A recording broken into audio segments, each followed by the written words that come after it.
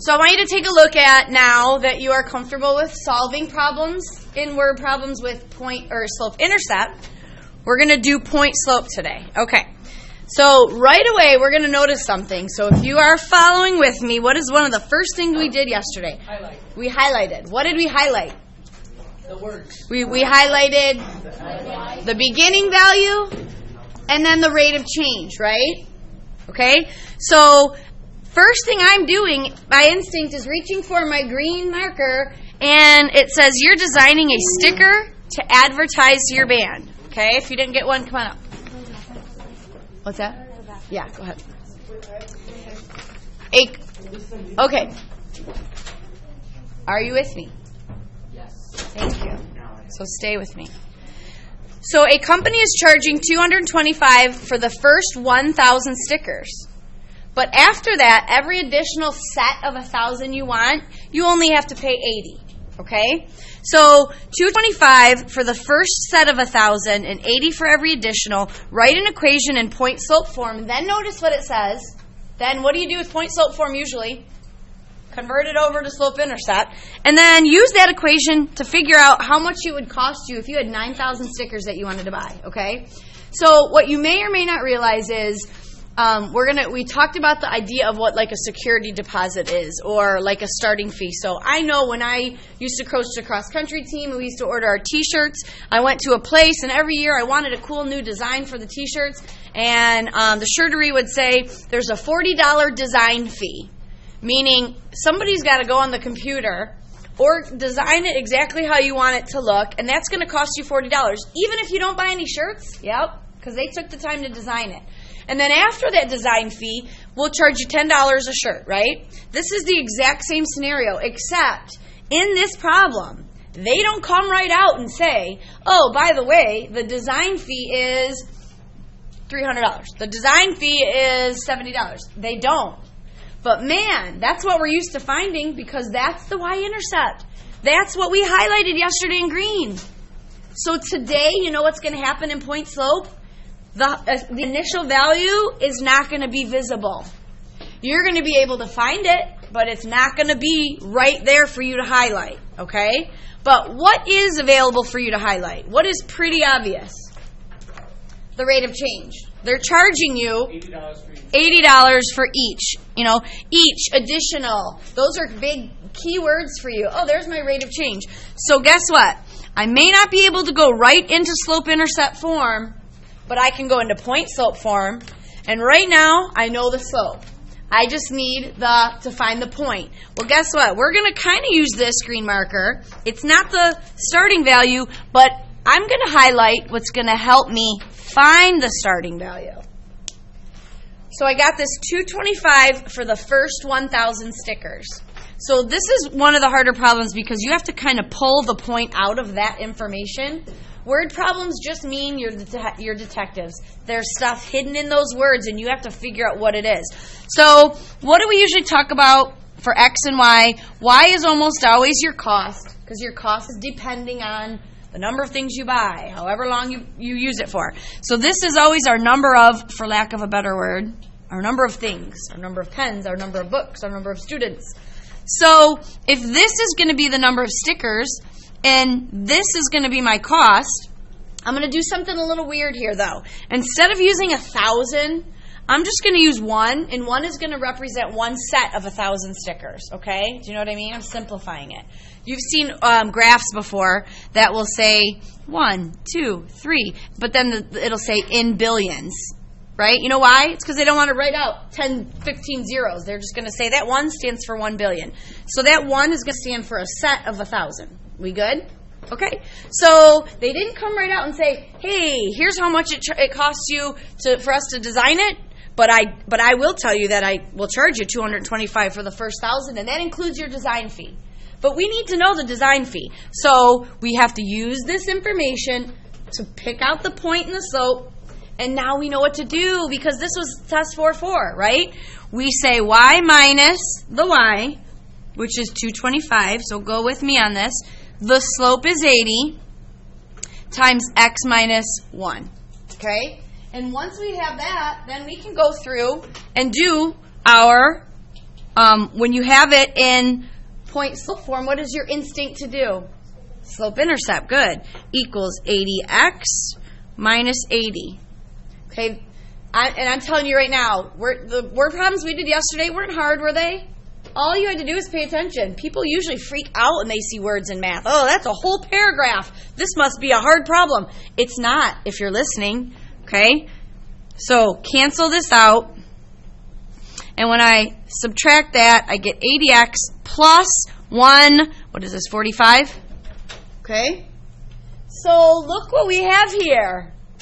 I found that original beginning value that they didn't give me in the problem, but now I know it.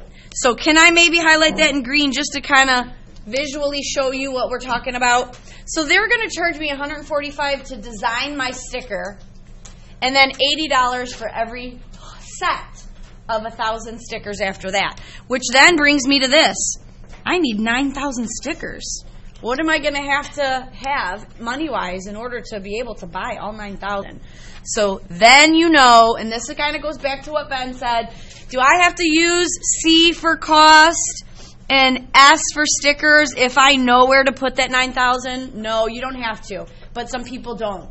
So the cost is the C, and now I know that 9,000, but am I really going to use 9,000?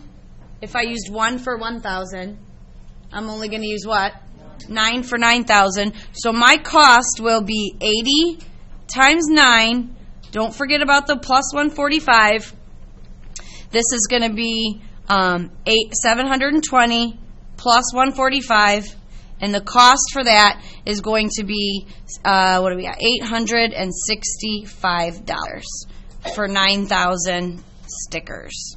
Okay? You don't need to write that part of it, as long as you have this 865. Because ultimately, that's my final answer. I want to know if you can get to that. But sometimes you got to get the point, pull it out, put it in an equation, substitute in, and go from there. Okay?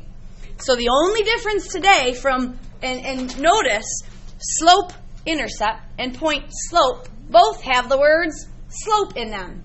So here's the slope. I just made you hunt for the y-intercept, right? Okay? So any good businessman or woman shops around. They're not just going to go with the first company that says, here's a price. They're going to hang up the phone and call somebody else and say, I want 9,000 stickers. How much would you charge me for 9,000 stickers, right? So then there's another company. They're going to charge you $250 for the first 1,000. As opposed to the other company. So it's a little more expensive, but look how much they're charging you for every 60, or for every additional 1,000 after that.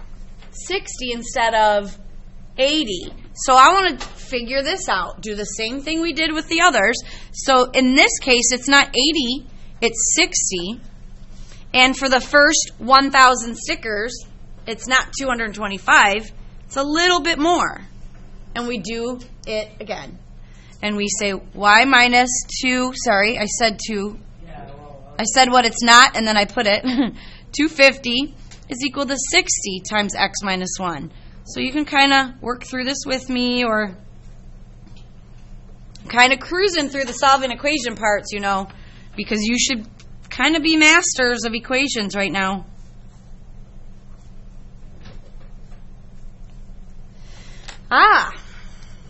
So their design fee is a little bit more expensive than this company, right? They're charging me $190 to design my sticker as opposed to $145, but it might make up for it because they're only charging me $60 for every extra set. So you know what? I ask you now, I say, which company would you go with? And the best answer you could possibly give me consists of 2 words.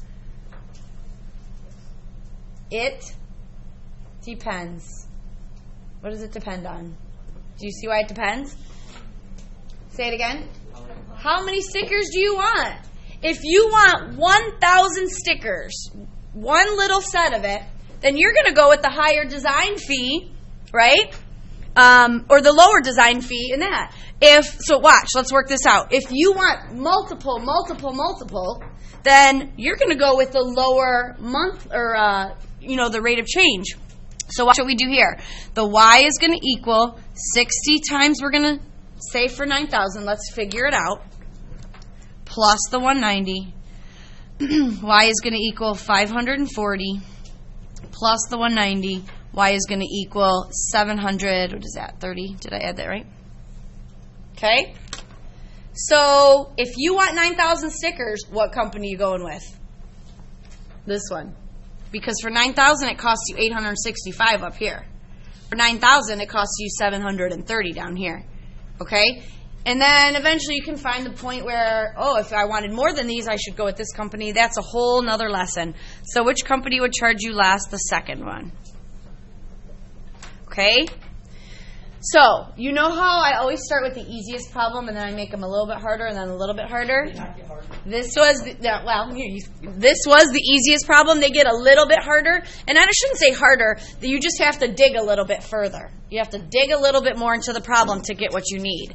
So, this is a table that says, hey, I'm in charge of planning my family reunion, and I call up this ranch because we think that's going to be a cool idea, and I want to know how many people I can bring and how much it's going to cost. Okay, so the first thing that the person on the other end of the phone says is, well, you know there's a security deposit, right? And do you know what a security deposit is? Security deposit, go ahead, Dylan. It's pretty much if you want to reserve like a hotel room or a ranch in this case, it says, okay, fine, if you want to stay here, you're going to put some money down. Yes. They say if you want to stay here for whatever, a night, a year, you put some money down. And my daughter had to do it. She goes to Oklahoma State University, right? She just switched leases. So a year ago, she signed a lease that had a $275 security deposit on it. And in a college town where all these houses are rented by college kids who sometimes, I'm not sure why, don't take care of their things and they don't treat it nicely, things are destroyed when they leave. So this lady took $275 of her dollars and says, when you move out, if the house is like you left it, you'll get your $275 back. If it's not, then you won't. So while she was up here in Michigan for the summer, one of her roommates stayed back, and they had a dog, and they left the dog outside, and the dog didn't want to stay outside, so the dog, clawed a hole in the back door trying to get in. And so do you think my daughter got all of her security deposit back? No. Out of $275, she got $200 back. Okay? So that's what a security deposit is. You pay it on good faith, saying, I won't wreck anything, but if I do, I guess then you'll take it out of my money.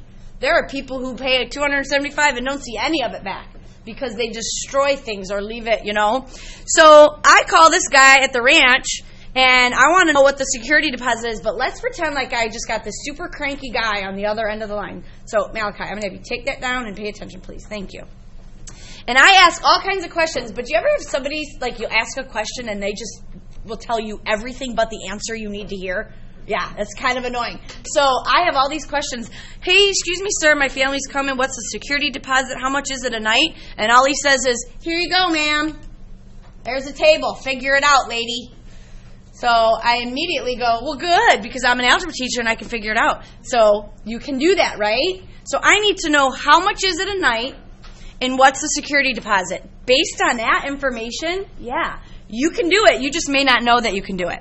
Well, these words right here basically gave me nothing. They didn't give me the slope, meaning the night, the hourly rate. They didn't give me the security deposit. But they are giving me a whole bunch of points, and that's all I need, right? You just need to know what to do with the points. So what am I looking for? A rate of change and a point. Well, opposite from problem 1, the point is not very difficult to find because I'm staring at 5 of them. 4, 350, 6, 450. I always just choose the first one because usually it's the smallest. Rather work with smaller numbers than bigger ones, right?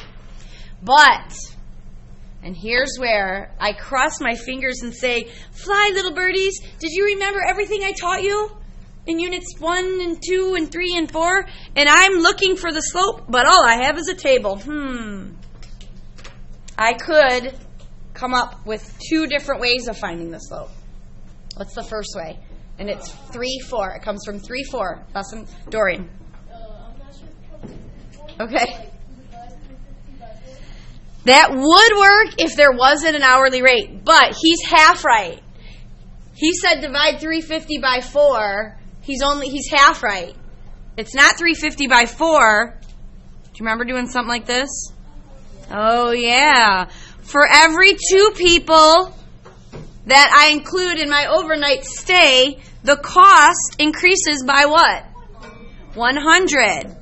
So, he had the divide right, but it was divide not y by x, the change in y, divided by the change in x. And from 350 to 400, or 450 is 100. And from 4 to 6 is 2. So how much does it cost for one person to stay there? $50 for that one night, okay? Does anybody know the second way? This is always the hardest one to find.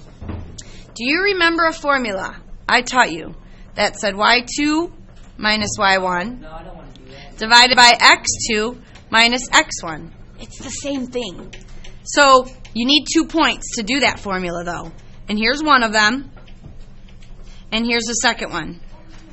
Yeah. And then do you remember me doing something like this? Go the y minus the y, and we went backwards? Yes? Yay. And you said 450 minus 350. And then you did this. Ringing a bell. Anyone. Going once. 100. Awesome. 100 divided by 2, which is what I got if I did it this way. Guess what? You get to choose. If you can look at the table and come up with the rate of change by doing the differences, you go right ahead. Either way, I don't care how you get it. Just get 50. Okay. I have all the things I need. It's kind of like when you cook a recipe, you get all the eggs and the milk and the oil out, and everything's sitting on the counter right now.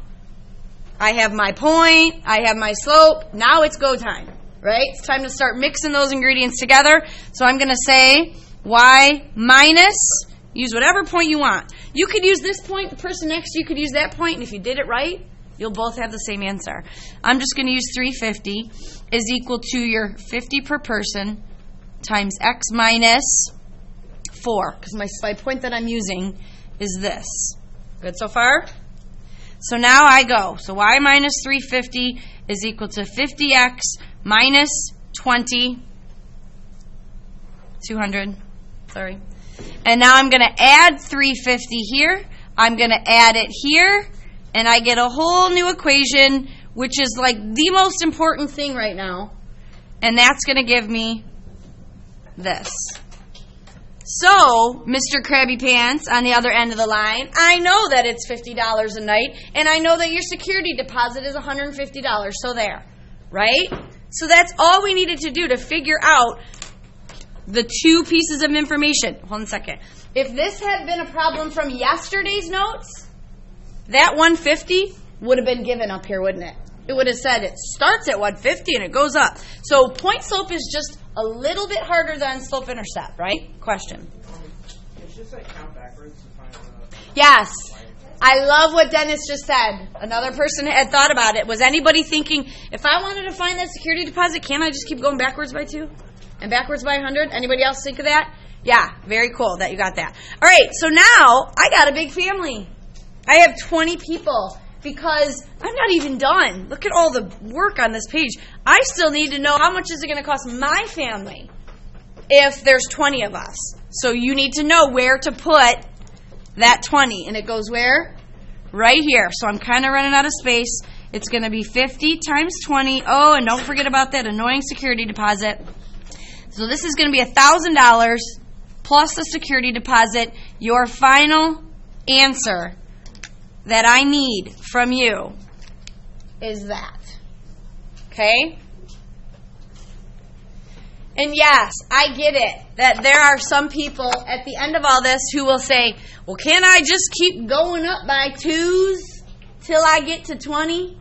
Yeah, it'll work, and that's a really great way to check that you did it right. But not all tables are going to be beautiful like that and go up by the same amount every time. And when they don't, all those people who keep going up are going to be lost. Okay?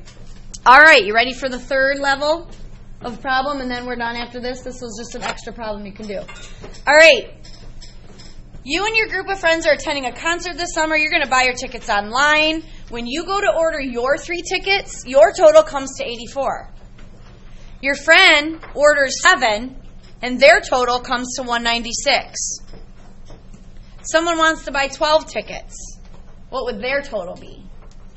So I don't have a table. I don't have how much one ticket costs. Usually tickets have a service fee, you know what I mean? Like if you've ever bought a ticket to a concert, it's, oh hey, the ticket's $50, and then there's this $30 service charge. There's fees everywhere, right? I don't know any of that. All I know is that somebody bought 3 for $84 and 7 for $196. Oh, so I heard somebody whisper at my 4th hour. I said, I don't have a table. They go, yeah, you kind of do. I have the information from a table, so you have a choice right now. No, absolutely not. And I would not. If I was doing this problem, what I would do is I would make 2 pairs. I would say, if this is the number of tickets and this is the cost, then that's that person's information. And this is the number of tickets and this is the cost, then that's that information. That's what I would do. You know it looks the exact same as a table. You do not have to do that. You use whatever information you need. But remember how on this problem previous where I said, remember that formula? If you don't want to use that formula and you'd rather do this, then you got to put them in the table, right? So are we kind of okay with the formula? Yeah, it's not that bad. It's going to be the y minus the y divided by the x minus the x. So it's going to be 196 minus 84 over 7 minus 3. And 196 minus 84 is going to give you 112. And 7 minus 3 is 4. This works out to be $28 a ticket. Pretty decently priced. Okay? But, yeah. And that is my what? M. That's my rate of change. So you do need it. Yeah, I do need the rate of change, yeah. No, you do need to do the other stuff. Oh, yeah, I got to do all, yes. Because I don't know if there is a service charge that this company's charging, and I won't know until I plug one of these points in, this point slope form, and put it in slope intercept form. Okay? So I'm going to use 384, so y minus 84 is equal to 28, which I had to go through all that business just to find out, times x minus 3. And then I'm going to work out y minus 84 is equal to 28x minus 84. Oh, interesting. This is an oddity that does not happen very often. There is a company that is just charging you for the ticket and not any service fees. There's fees for everything. This company said, we're sick of fees. You want to buy a ticket? Just pay me $28, and that's it. Great. So is there any cost to factor in? No. So if you want 12 tickets, and they're $28 each, you take 28, you multiply it by 12, and you figure out you're going to pay $336 with no hidden costs. So let me summarize while you're finishing that up what point slope is. It's a longer version of slope intercept, right? So we're ultimately going back to slope intercept. I just got to use a point first, and I have to be a detective and find what I need. Yes? So you have to go from point slope 1 to slope intercept. Ideally, yes. That